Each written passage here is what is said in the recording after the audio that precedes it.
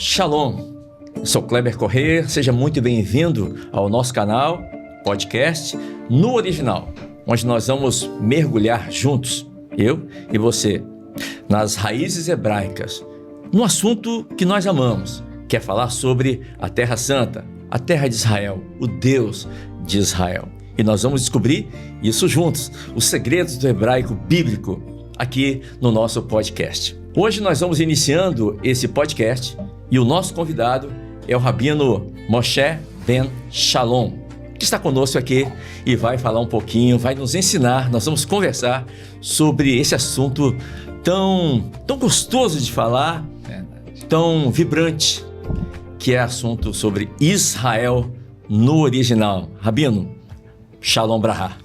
Shalom, bênção, Shalom Aleichem. É um prazer estar aqui contigo, Kleber. Obrigado pelo convite, é uma satisfação. Bom, eu sou o Rabino Moshe Ben Shalom, sou fundador do Ministério Congregação Israelita Yeshua Chai, que significa Yeshua Vive, articulador do site Ohel Mashiach, Tenda do Messias, e também escritor de 8 livros dentro do movimento judaico messiânico. Eu sou um rabino judeu messiânico, pelo menos 20 anos aí de caminhada e continuando a aprender a cada dia mais.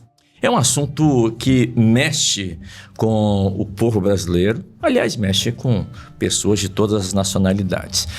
E é um assunto muito interessante e que nós vamos falar um pouquinho sobre muitas coisas, sobre Israel, sobre costumes judaicos. E a gente gostaria de começar esse primeiro programa falando sobre o candelabro, ou menorá, que é o nome correto. Mas o que é uma menorá? O que é um candelabro? Quando se usava-se o candelabro, qualquer pessoa poderia ter acesso ao candelabro? São algumas perguntas que eu gostaria que o senhor respondesse. Amém. Muito boa pergunta. Na verdade, mesmo Israel sendo um país pequenino, menor do que o Espírito Santo, mas está profetizado que Israel seria um cálice pesado a todas as nações. O foco mundial está em Israel, seja por questões políticas ou mesmo espiritual. Acredito que a espiritual venha à frente.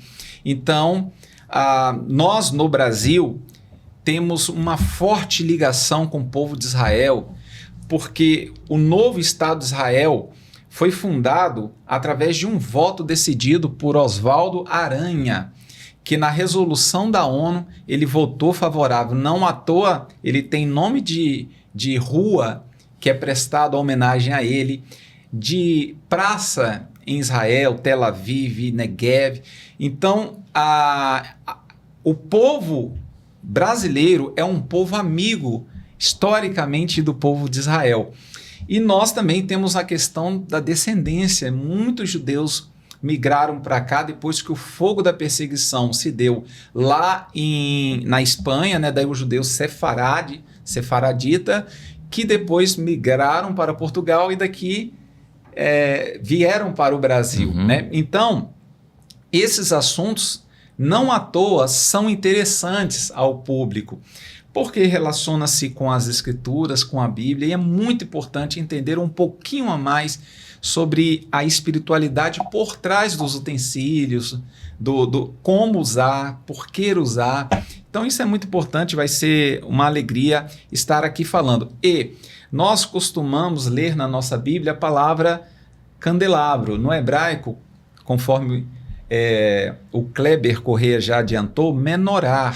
A menorá, ela tem dentro da sua raiz a expressão or. Or é luz. Menorá. Tem or, tem o O e o R aqui para nós. Então, esse or sendo luz, Yeshua, o Messias de Israel, ele é a luz do mundo. Quando o Eterno falou, Ihier or, nasça luz, a palavra usada não foi a mesma usada quando ele falou, haja luminares, aí criou a luz do sol, da lua, das estrelas. E esta luz da menorá, do candelabro, ela é a tipificação do próprio Messias. É uma luz artificial, porque era feita e fabricada pelos sacerdotes, mas o conceito por trás são das emanações que nós chamamos de Sefirot, as 7 emanações que estariam sobre o Messias, que por extensão nós receberíamos. Então, é muito interessante, até mesmo estarmos lendo os textos primário, tem uma premissa no judaísmo que a gente nunca perca o significado primário das coisas. Se você quiser entender e aprender sobre qualquer assunto, você tem que ir no Bereshit do assunto, no início do assunto. O que se aparece depois são aplicações, mas o conceito está sempre no Bereshit, no início do assunto. Para finalizar essa fala, Yeshua nos ensinou isso. Ele veio para nos levar de volta ao Gan Eder, ao Jardim do Éden. Então, ele sempre falava, não foi assim desde o princípio. Porque o padrão moral mais elevado antes da queda do homem está lá no princípio. Depois, as coisas vão acontecendo como aplicações e as escrituras nos deixam erros e acertos para que a gente use para que ela possa nos redarguir, nos ensinar, nos orientar. Então é muito interessante aprendermos também a questão profética do candelabro da menorá. Agora, Rabino, o candelabro ou a menorá, esse utensílio fazia parte do tabernáculo. Exato. Estava ali na arca. Né? Sim. Qual a função do tabernáculo? Melhor dizendo, qual a função do candelabro no tabernáculo? Sim, para entender a função da menorá, do candelabro no tabernáculo, precisa-se de primeiro entender um pouquinho a função do tabernáculo. Quando o Eterno tira o povo de Israel de Mitzraim, do Egito, da terra das limitações, é assim que os judeus se referem ao Egito. Mitzraim, terra das limitações, lugar de escassez. Então, o Eterno queria que toda a nação israelita fosse uma nação sacerdotal. E ele falou que queria habitar no meio do povo.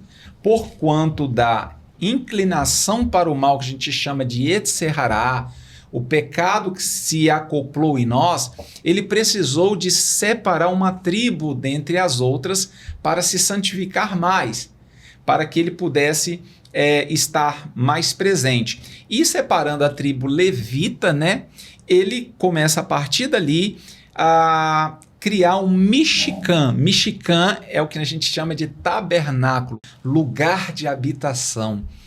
E aonde o Eterno habita, o pecado não se faz presente. E aí ele separa o tabernáculo. Interessante notar que o tabernáculo, ele tipifica nosso corpo. Porque Yeshua, quando ele vem, ele tabernaculou entre nós. A gente usa muito essa expressão, tabernaculou, porque ele disse, eu sou o templo. Em 3 dias destruirás, eu reconstruirei. E aí ele não estava, obviamente, falando do templo, que levou mais de 40 anos para ser construído, mas ele está falando do seu corpo. Então o Mishkan, se você observar, isso é muito interessante, vale a pena destacar, o Mishkan ele era composto por varais, cordas, pregos, tábuas e os utensílios. Interessante também falar que o primeiro utensílio a ser construído foi o Aron HaKodesh, a Arca da Aliança, que simboliza o nosso coração. Ele não começa a construir o tabernáculo, o Mishkan, de fora para dentro, mas de dentro para fora. E a obra que ele tem a fazer na tua vida, meu amigo, é de dentro para fora. Ele quer alcançar o Aron HaKodesh, a Arca da Aliança que está dentro de você, e a partir dali constituir. Menorá é o que? É luz, é um intelecto. É a luz brilhando em você. E o tabernáculo, tais como as cordas, os varais, simbolizam nossas artérias, nossos tecidos, nossos músculos. Tinha também da tribo levita, tinham 3 famílias. Cada família era especificada para carregar um tipo dessas coisas. Tinha família que carregava a parte mais pesada, que eram as tábuas, os pregos. Isso simboliza nossos ossos. E os utensílios mais sagrados, que é o Aron HaKodesh, a Arca da Aliança, a Menorá, que é o nosso intelecto, né? A luz do eterno brilhando em nós, e nós vamos ler Provérbios para entender um pouco melhor isso. E também você veja que tem o pão da proposição, que o Michigan está falando do ser humano, está falando de você. Porquanto essa tribo, ela pecou, enquanto nação, a Israel pecou, o Eterno separou uma tribo, ele colocou essa tribo em volta do Michigan para que as outras tribos, não chegando perto demais, fossem consumidas, fulminadas pelo Eterno, e assim foi. Mas a boa notícia é que no milênio diz assim, que quando Yeshua reinar, porque ele está sentado no trono de seu pai, ele há de sentar no trono de Davi, porque importa que ele reine. Ele ainda não reinou. Ele reina espiritualmente, mas ele vai reinar fisicamente. E neste período diz que nós seremos reis e sacerdotes, ou seja, ele será o Kohen Gadol, o sumo sacerdote, e nós seremos reis e sacerdotes, reinaremos com ele durante 1000 anos. Aquele plano que o Eterno fez irá se cumprir em Yeshua. Toda Israel voltará a ser uma nação sacerdotal e não apenas uma tribo. Espero que eu tenha sido didático. Perfeito, claríssimo. Mas com relação ao candelabro, eles têm algumas curiosidades. Exatamente. Não é? Existe o candelabro de 7 velas, ou 7 pontas, Isso. E existe o candelabro de 9 pontas, que é a Hanukkah. Exatamente. São a mesma coisa? São coisas diferentes? São usados de formas diferentes, em ambientes diferentes? Explica um pouquinho para nós. Exatamente. Bom, a menorá, 7 hastes, né? E o 7 é o símbolo da completude. Eu gosto dessa expressão. É mais do que perfeição, né? É completude. Você veja bem, as 7 notas musicais. Dessas 7 você tem milhares, infinitamente notas musicais, né, acordes, mas saem de um combo de 7 notas. Você veja bem que nós temos também a questão das cores, as 7 cores do arco da aliança. Eu não gosto de chamar, é uma coisa pessoal, respeito, eu não gosto de chamar de arco-íris, tá? Se você ler a primeira aliança, não existe a expressão íris. Na nova aliança, Brit Hadashah, que na verdade é aliança renovada, aparece ali o arco-íris. Mas na primeira aliança está o arco da aliança, mas que o Eterno fez conosco. Nessa tradução agora da nova aliança, não é um erro de tradução? Eu acho que é um erro de um erro. Um erro é porque há palavras que são polissêmicas, tem vários sentidos. E aí a pessoa, o tradutor, toda tradução é passivo de interpretação pessoal. Então o tradutor ali, ele pode ter entendido que está falando de coisas, de objetos distintos. Mas a verdade é que na cultura helênica, né, a cultura grega, a íris, aí nós temos a íris dos olhos, né, a deusa íris, Zeus escorregava no arco da deusa Íris, porque eles tentavam explicar toda a questão, fenômenos naturais, com as deidades que eles tinham, né? Então tinha a deusa Íris e Zeus, quando queria copular com ela, por isso que o potinho de ouro, isso tudo a gente fala sem saber. Não é? A gente fala sem saber. Sim. Então eu tenho um pouquinho mais de cuidado, eu sempre me refiro ao arco da aliança. Né? Porque assim que está na primeira aliança, você só vai encontrar isso na segunda aliança. E aí você vê que é questões de traduções, né? Não que isso seja a coisa mais importante, mas é uma nota que vale a pena para fim de curiosidade de relatar. Então, assim, o candelabro, ele tem essa função que ele ficava dentro do Michigan, ele representava a luz de Adonai. Interessante notar que o tabernáculo ele recebia 3 formas de luzes.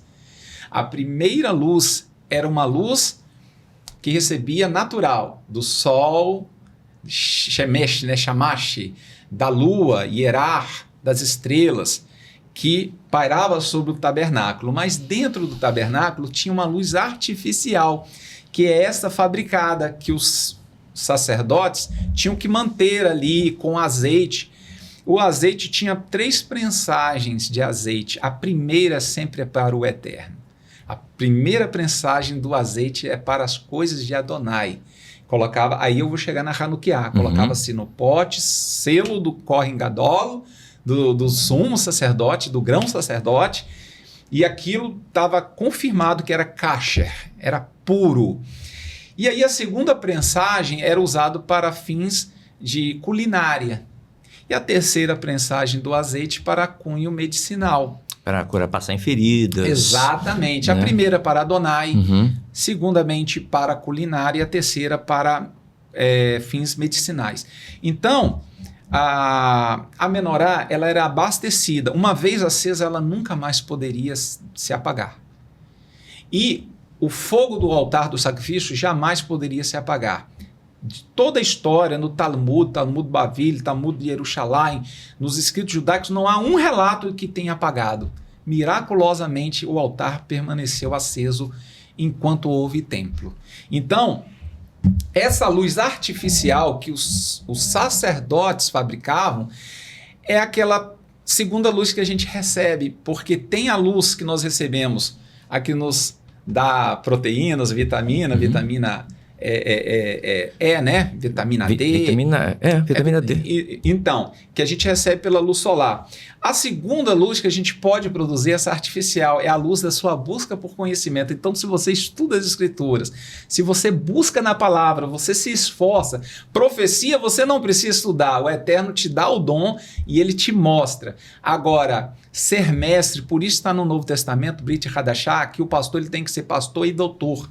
Pastor e doutor.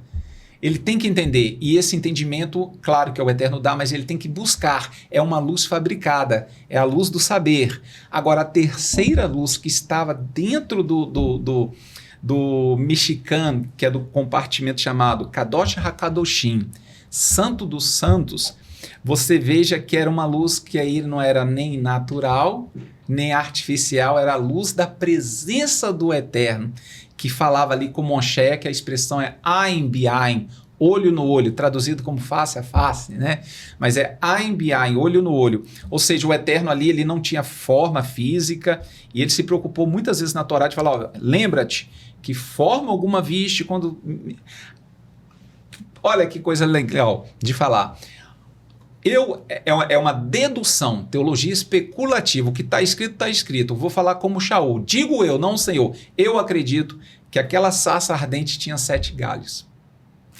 Porque era o prenúncio da menorá do candelabro, que era o fogo que ardia e não consumia. E assim o Eterno deu ordem para os sacerdotes. Isso aqui já é a revelação. Quando Moisés teve viu a sarça ardente. E o fogo não consumia, ou seja, não apagava. Isso, e entendi. O que o Eterno manda depois os sacerdotes fazerem? Nunca deixar apagar. Apagar, verdade. Então, eu não posso afirmar que tinha 7 galhos. É uma dedução, mas eu acho que tem um pouco de coerência. Então, isso a gente chama de teologia especulativa. Bom... Então, esse candelabro, já falei dos 3 tipos de luzes. Esse tipo de candelabro, ele ficava no compartimento chamado Tamid, santo, contínuo. E a luz espiritual mesmo ficava no Kadosh HaKadoshim, santo dos santos. Pois bem, explicando isto, vamos para Hanukkah, vem da festa de Hanukkah. A festa de Hanukkah, ela está descrita em 1ª e 2ª Macabeus. Que é a palavra plural Macabeus em hebraico é Macavim.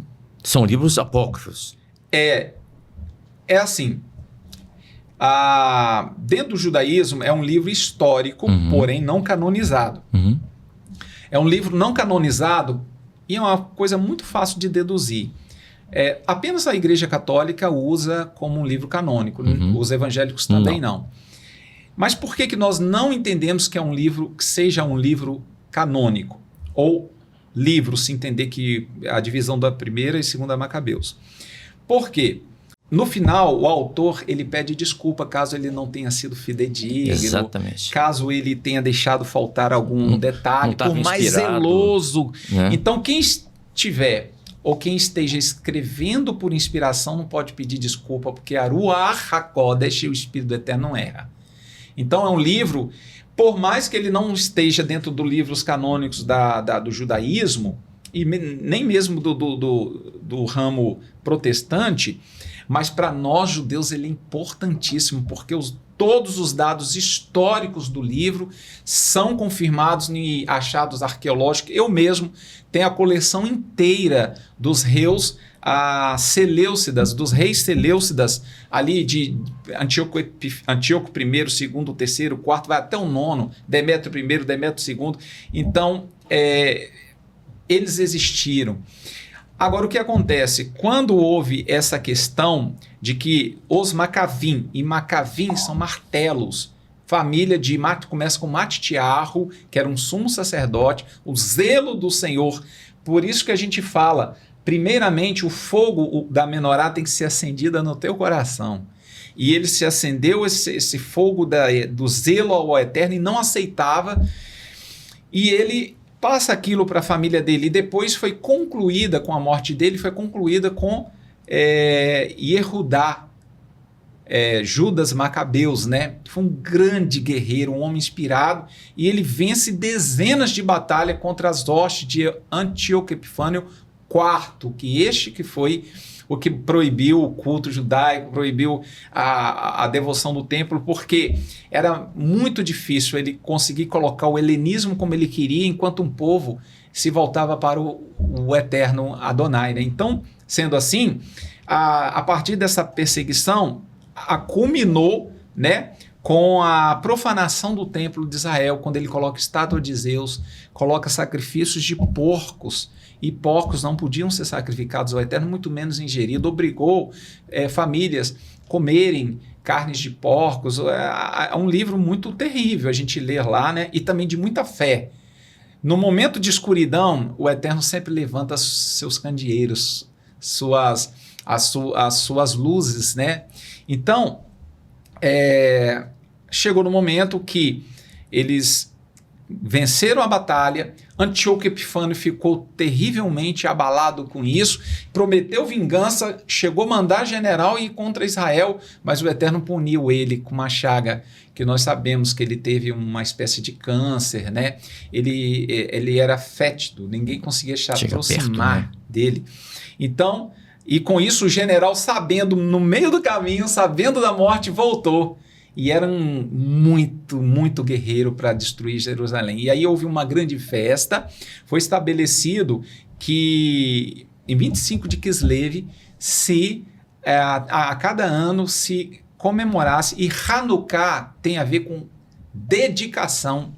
Então eles fizeram uma dedicação ao dono do templo, o verdadeiro dono do templo. Porém, como fazer se estava muito sujo, demorou a lavagem, a limpeza por muitos dias, e aí ficou pronto, vamos acender a menorá. Agora, tudo isso que eu te narrei está escrito.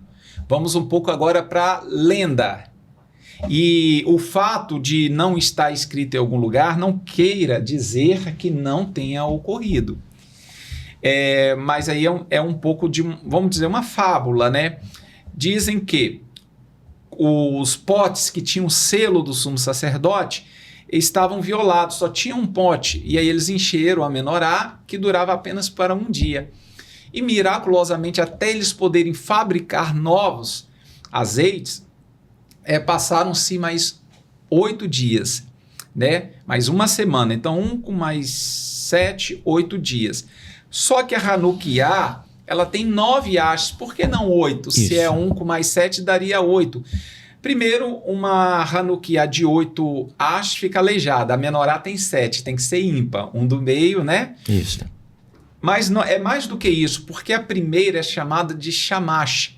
Shamash tem a ver com o sol e também tinha a ver com os diáconos do templo, os Shamashim. Então, se você pertence a alguma igreja, uma comunidade, se você tivesse em Israel naquele tempo, você não seria um diácono, isso é uma palavra grega, você seria um shamash. E luz, aquele que auxilia o pastor, aquele que se auxilia ao obreiro, é considerado por Eterno como luz. É coisa interessante, muito que lindo, interessante, né? Isso é profundo. Você que está aí lavando, que está ajudando, está limpando, você é luz, você é um shamash. Por isso é importante se voltar à cultura judaica, que vai sempre te aprofundar e trazer luz ao seu conhecimento. Pois bem, já explicando, né? E a vela Shamash, que ela geralmente fica no meio, não necessariamente, mas geralmente ela fica no meio, a cada dia você tem um dia para acender. E os judeus, nós temos o costume de colocar numa janela, no lugar que fica visível, na sacada. Todos os dias você acende a Shamash, a vela auxiliar, e dela você vai dia após dia acendendo até completar todos os dias. E a festa é bonita, tem o Sevivon, que é o peão que se brinca com as crianças, porque é importante trazer esse fundo panorâmico todo histórico e sério, mas sem tirar a alegria das crianças, para que quando elas crescerem, elas se lembrem e sintam vontade tenham boa memória, não seja uma coisa enfadonha, mas uma coisa alegre, e festejar é que o judeu mais sabe fazer. Muito bem, o assunto está muito interessante, está bom demais, não é verdade? Só que o nosso tempo esgotou, mas eu vou convidar mais uma vez o Rabino Moshe Ben Shalom para que possa estar conosco aqui no próximo episódio. Na próxima quinta-feira, nós estaremos aqui mais uma vez falando sobre o candelabro, sobre também a Hanukkah.